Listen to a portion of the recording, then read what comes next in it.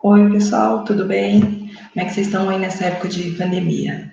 Eu vou gravar esse vídeo para falar um pouquinho com vocês a respeito do conteúdo da nossa aula do dia 28. Então, eu vou gravar esse videozinho, vou explicar um pouquinho, e mais no dia 28 aí eu vou estar disponível para a gente conversar, para auxiliá-los aí nos exercícios até, ok? Hoje nós vamos trabalhar os operadores lógicos. Não sei se vocês já tiveram aula de eletrônica digital, onde tinha aquelas portinhas EIO. Não sei se isso tem na engenharia de produção. Mas, enfim, o que são esses operadores lógicos? São operadores que a gente utiliza para a gente fazer um teste, né, uma condição, com mais de uma condição, na verdade. Quando a gente tem mais de uma coisa para verificar, mais de uma coisa para testar, a gente junta aí essas funções com um dos operadores, ou e ou o ou. Então, dentro, isso daí eu falo dentro ali daquele nosso se. Então, tá assim, sim, se a condição tal for verdadeira, a gente vai fazer alguma coisa. Então, agora, essa condição a gente pode utilizar mais de uma. Isso daí a gente faz através dos operadores lógicos. Então, eu vou compartilhar aqui para vocês um exemplo que fica mais claro de vocês perceberem, ok? Então, olha, aqui são os operadores lógicos, que eu falei com vocês, ó, o e, que é uma conjunção, e o ou, que é uma disjunção. E tem também o operador não, que na linguagem C ele funciona, que ele converte o resultado da condição. Então, se ela deu verdadeiro, ele transforma em falso. Se ela deu falso, ele vai transformar em verdadeiro. E o e?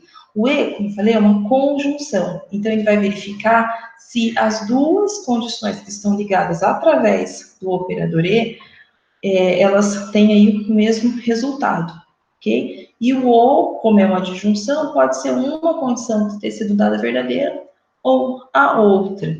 Na linguagem C, a gente representa o e com dois sinaizinhos do e comercial e o ou com duas barras, tá? Mas tem que ser aquela barra retinha, não pode ser aquela da data não, ok?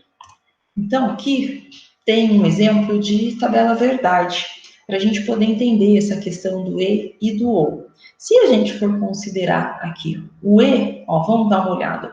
Se a condição A der falsa e a condição B também der falso, o resultado final é falso.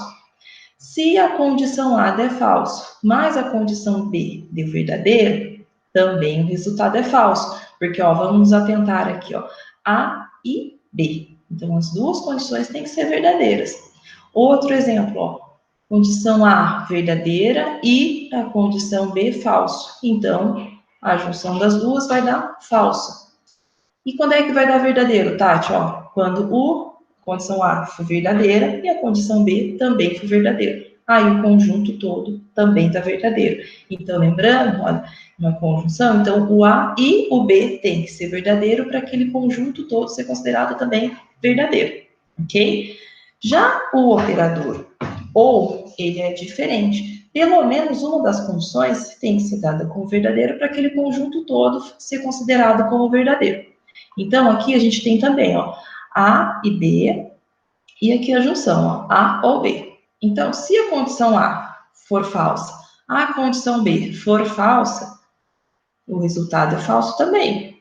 Agora, vamos ver o segundo caso, ó. Se a condição A for falsa e a condição B for verdadeira, o conjunto dá verdadeiro. Por que o conjunto vai dar verdadeiro? Porque A ou B tem que ser verdadeiro.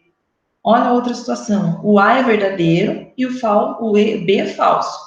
Como uma das condições já foi satisfeita, o conjunto todo vai dar verdadeiro.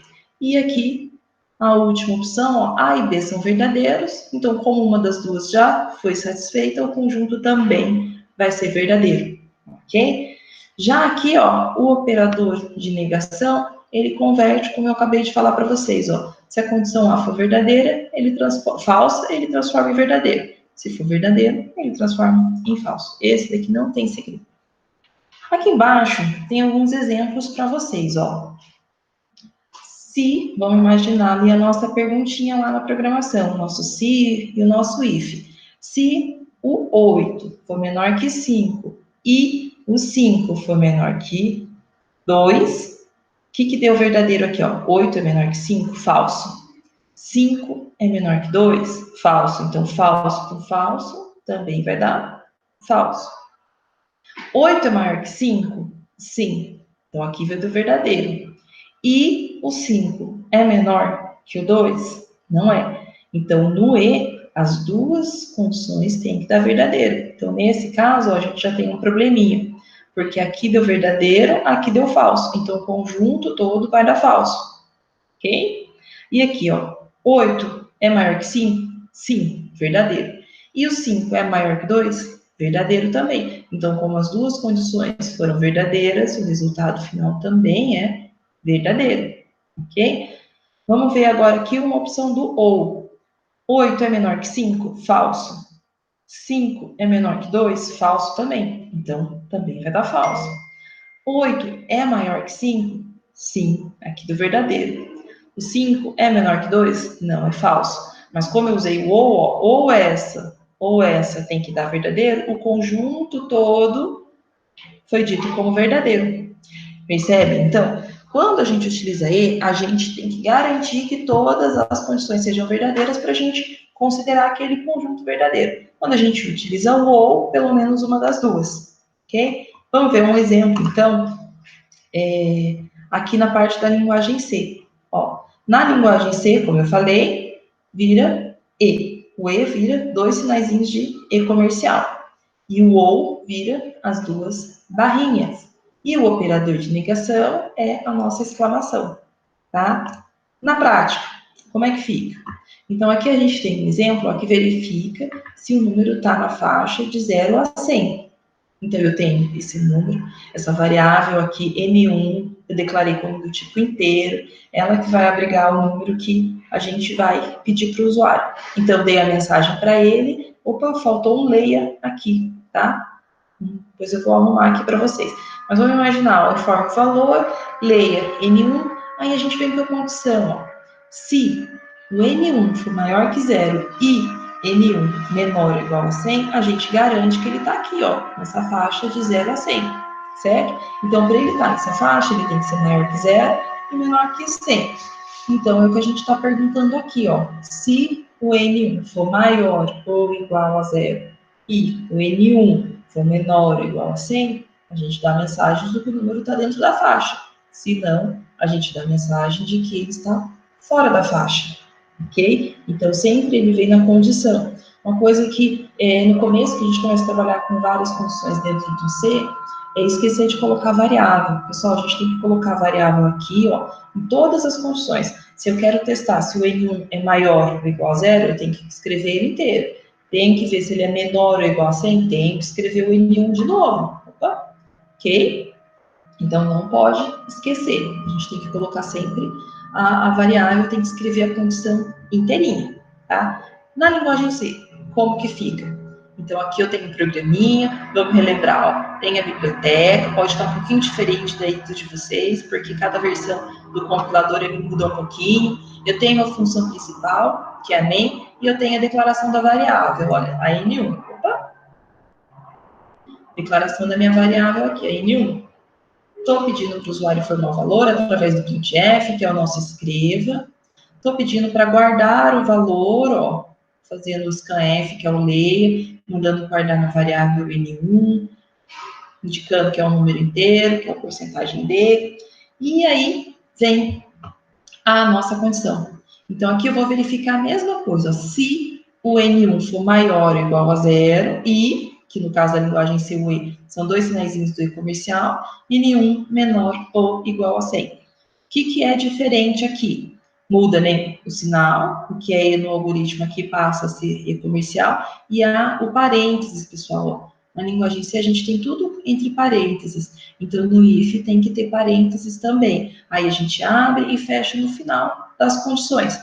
Esse exemplo aqui está com duas condições, mas a gente pode colocar quantas condições a gente quiser, sempre ligando com um operador lógico. Então, aqui eu tinha duas, depois que eu terminei, eu fechei com um parênteses. E aí vem a mensagem, um valor dentro da faixa, se não, valor fora da faixa. ok? Então, relembrando, o operador E precisa que todas as condições sejam verdadeiras para aquele conjunto todo ser verdadeiro. Então, aqui, se o número fosse 200, N1, o número 200, é maior do que zero? Sim. E 200 é menor que 100? Não. Então, isso aqui daria falso, o conjunto todo daria falso, ele viria aqui para o else. Ok, pessoal?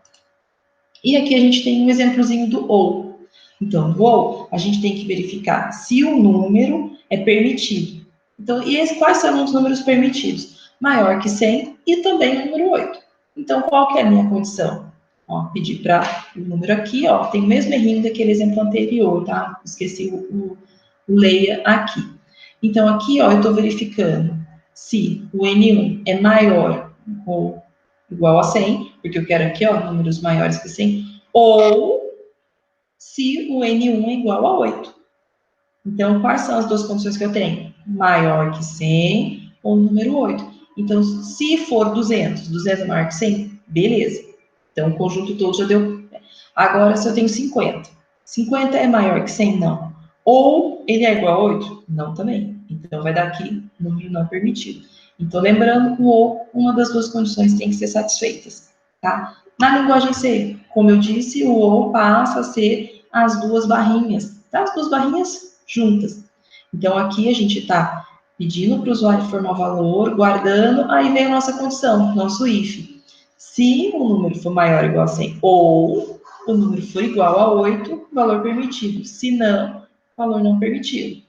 Atenção, pessoal, que aqui na linguagem C, um sinal de igual é para atribuição, né? Então, assim, o N1 recebe 100. Se a gente quiser fazer comparação, tem que usar dois sinais de igual, que é o que a gente está fazendo aqui, ó. N1, e se ele for igual a 8, tem que ser igual a 8, ok? Então, esses são os operadores lógicos que a gente trabalha. A gente pode trabalhar com quantas decisões a gente quiser. Então, aqui tem duas, a gente pode pôr 3, 4, 5, sempre entre uma e outra tem que ter o operador lógico, a gente sempre tem que repetir as variáveis, tem que escrever a condição inteira, ok? E a gente pode ficar brincando, pode usar o e o ou dentro do mesmo if, e assim vai, sempre dependendo do caso, dependendo do que a gente necessita, ok?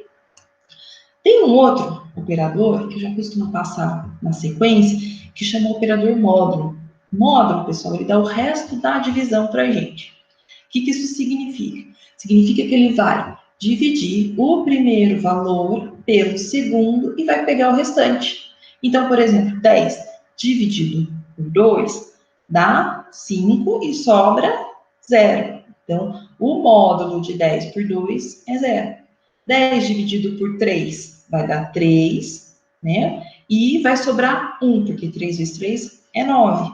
Esse 1 que é o módulo de 10 em 3. Então, sempre é o restante da divisão. A gente vai dividir o primeiro valor pelo outro, sempre divisões inteiras, tá? Não pode ser fracionadas. E, então, considerando divisão inteira, vai ter um restinho. Se esse restinho for 0, aí a gente diz que o módulo de um número para o outro é 0. Se tiver algum valor, a gente compara. Pode ser qualquer valor que pode ser dado, tá? Pode ser, o restante da divisão pode ser 1, 2, 3, enfim, de acordo aqui com os valores que a gente está trabalhando, tá? O módulo em algoritmo a gente chama mod. E na linguagem C é o sinalzinho de porcentagem, ok? Então, 10 módulo de 2, o resultado é 0. Aqui eu fiz ainda com valores fixos, mas a gente pode fazer com variáveis. Por exemplo, pede para o usuário digitar um valor. Quero saber se ele é par ou ímpar. Já vou dar a dica aí dos exercícios. Pede para o usuário informar o valor, ele colocou o valor na variável N1. Como é que eu sei que o número é par? Eu tenho que fazer a divisão dele por 2 e ver se o restante for 0, certo? Se dá para dividir ele por 2. Então, eu faço N1, sinalzinho de porcentagem, né, que é o módulo, por 2. Se o resultado disso daqui for igual a 0, quer dizer que o número é par. Se não, quer dizer que o número é ímpar. Então, nesse caso aí, para identificar se o número é par ou ímpar, a gente utiliza esse sinalzinho de módulo, ok? Aí vem os exercícios. Eu vou deixar para vocês esse material e vou deixar também um linkzinho para vocês me mandarem. Essa lista aqui, olha, de 8 exercícios, vocês vão fazer em algoritmo e em linguagem C, ok? Vai fazer os dois, vai dar um printzinho na tela, vai colocar no documento de Word, transformar em PDF, da forma que vocês acharem melhor, mas tem que ser um arquivo único, tá? Um arquivo do Word com todos os exercícios. E vai me mandar. Ai, mas são 8, muitos exercícios, né? A gente tá com uma demanda grande. Beleza, eu vou deixar 8 exercícios, mas vocês precisam me entregar pelo menos 4, tá? Eu gostaria que vocês fizessem os 8. Mas eu sei que em caso o rendimento é menor, talvez fique com dúvidas, porque eu não vou estar junto e tudo mais. Mas pelo menos 4 exercícios vocês vão precisar fazer e me mandar, ok? Então, se vocês puderem assistir esse videozinho antes, eu vou ficar feliz, né? Ficar feliz que vocês tenham chegado até aqui. Mas, enfim, na segunda-feira, dia 28, eu vou estar aí disponível para a gente conversar, para ajudar vocês a resolver esses exercícios, certo? Espero que todos estejam bem, em segurança aí na casa de vocês, e que todo mundo esteja tranquilo. E, enfim, eu acho que vai dar tudo certo, né? Então a gente se encontra aí na segunda-feira. Tá ok, pessoal? Tchau, até a próxima.